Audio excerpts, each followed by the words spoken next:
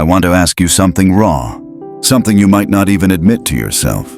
How often do you feel like your concentration is fading? Like no matter how fiercely you fight, you're trapped in a relentless cycle of interruptions. You settle in to grind on your enterprise, to craft that envisioned existence, and abruptly your smartphone buzzes. A quick swipe through Instagram, a clip on TikTok, and in a flash, 2 hours evaporate. But here's the brutal truth nobody dares to whisper. It's not merely about squandering moments, it's about what's dragging you under. The reality is, countless Americans have surrendered their minds to an onslaught of ultra-arousing visuals, to the lure of immediate rewards, and to routines we never deliberately embraced. I get it because I've lived it. Let me share a tale. It's from a couple of years back. I landed this enormous break, a pitch to a venture capitalist that could have revolutionized my path.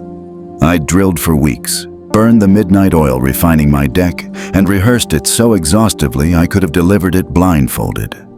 Yet, on the big day, I tanked, not from ignorance of the content, not from lack of readiness, but because the prior evening I permitted a fleeting browse to spiral into hours of vapid feeds. When dawn broke, I awoke groggy, scattered, and drowning in regret. That was the instant I grasped. Transformation was non-negotiable. If you've ever sensed that sting, if you've ever stared into the glass and wondered, why the hell can't I just quit? Hang tight, because right now, I'm unveiling precisely how I flipped the script. First, let's rewind a bit. Let's dissect why this plague grips so many of us Yanks. We're navigating an era our psyches were never engineered to endure. Ponder this. A mere century ago, folks had to hunt for knowledge, visuals, and encounters.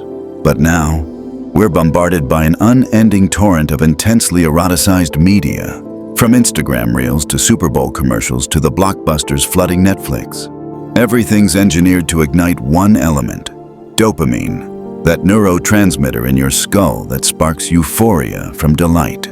And sure, dopamine rocks in balance, but the snag is, these apps have mastered its manipulation. Each snapshot, each thumbs up, each flick of the thumb delivers a microburst of that rush, sucking you into a vortex of endless devouring. Gradually, this overload reshapes your neural pathways, rendering it tougher to concentrate, tougher to bond with loved ones, and tougher to derive joy from pursuits that genuinely count. Your ambitions, your bonds, your evolution. I was oblivious to how entangled I was in this trap until that botched presentation. Post that fiasco, I began scrutinizing my patterns. I spotted how routinely I clutched my device amid tension, how excessively I devoured pointless streams, and worst yet, how alienated I grew from my core aspirations. It transcended mere time theft. It was about the forfeitures, my sharpness, my momentum, my capacity to immerse in the lives of those I cherished. And that's when I confronted some searing inquiries. Why was I yielding command to these snares? Why was I auctioning off my hours and my intellect to pursuits that yielded zilch? And crucially, how could I seize it all back? To grasp why this battle rages so ferociously, we must glance at the archives. Back in the Roaring '20s, corporations unearthed a game changer. They could peddle more wares by tapping into sentiments, particularly craving. This ignited the dawn of contemporary promotion. Across the eras, that tactic morphed into the aggressively sensualized hawking we witness today. From billboards on the Vegas Strip to targeted ads in your Facebook feed. But get this, our cognition hasn't accelerated a jot. We're still hardwired like our forebears from an age of dearth and endurance. That wires us to gravitate toward whatever pulses with allure or thrill. Once upon a time, that could have been a scarce morsel or the spark of a profound tie. But in our hyper-connected USA of today, those primal urges are commandeered by infinite streams that deliver zero substance. The fallout? We're saturated, swamped, and powerless to zero in on what endures. So there I stood, mired in this whirlpool, my venture floundering, my ties fraying, and above all, my spirit fracturing. But then epiphany struck. If my mind could be sculpted to sabotage me, it could equally be molded to empower me. And that's when the tide turned.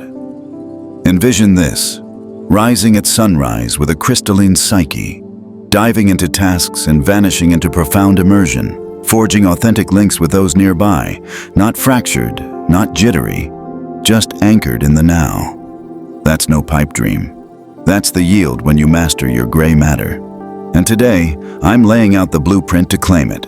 It boils down to 3 pillars: reclaim, reforge, and reframe. Pillar 1, reclaim your feeds. The inaugural move is to purify the sustenance you're pouring into your head. View your psyche as a fertile plot.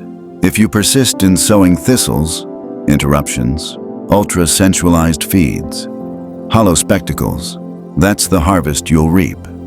But sow premium kernels, wisdom, motivation, substantive alliances, and you'll witness authentic bloom. Kick off by scrutinizing your feeds.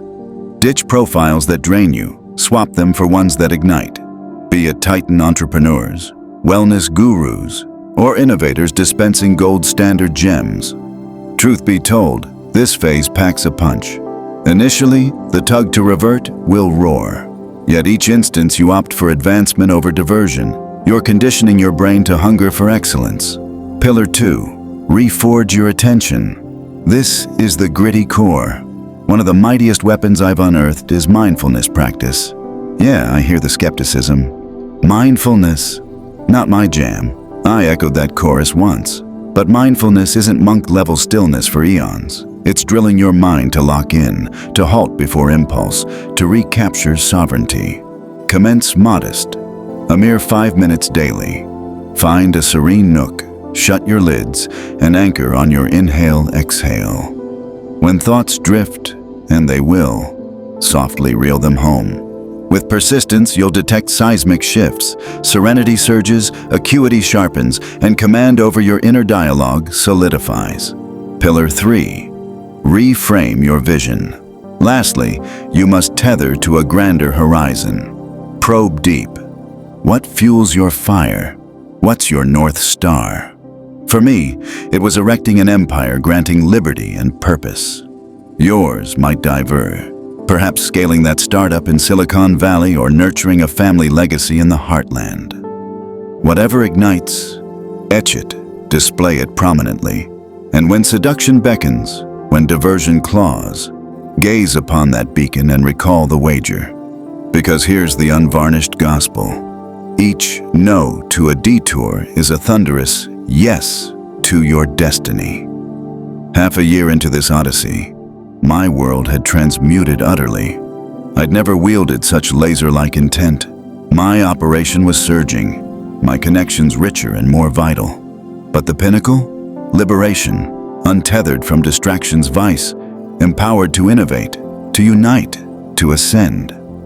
And that's the liberation I crave for you trailblazers out there. If this raw dive into reclaiming your edge fired you up, and I bet it did, because you're here chasing stoic mastery, smash that subscribe button on Stoic Philosophy right now. We're your daily forge for unyielding wisdom, timeless grit, and the mental armor to conquer chaos. Drop a comment. What's your biggest distraction thief?